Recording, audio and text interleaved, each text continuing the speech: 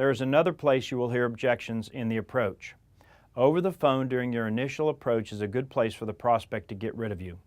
I've noticed over my career in selling lots of different products that prospects have their own unique points of resistance in the sales process.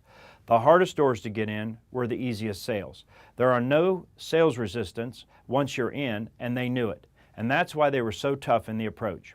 Other prospects will listen to every salesperson only to say, "We'll think about it," or "I have to talk to someone else." Some will even sign an order thinking they can cancel later.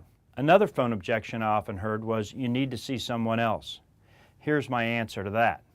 "Fine, Mr. Jackson, I'll be glad to meet with whoever you want me to."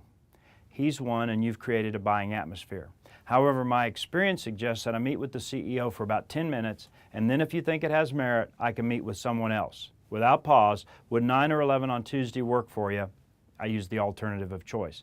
The key to answering phone objections during the approach is to be confident and know what you're going to say. A stumbling voice gathers no appointment.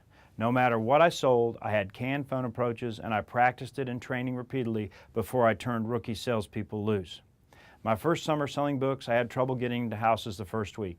When I showed my manager my approach at the end of the first week, he said, "No wonder you're not getting in, you're saying way too much." Here's what he taught me, and it worked. "Hello, Mrs. Carter. My name is Tom Black. I've just been out in the neighborhood calling on all the families with children. May I come in?"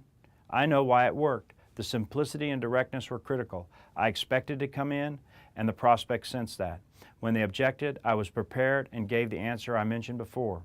The second key is to remember the approach as your way of getting permission to give a presentation, not to give the presentation.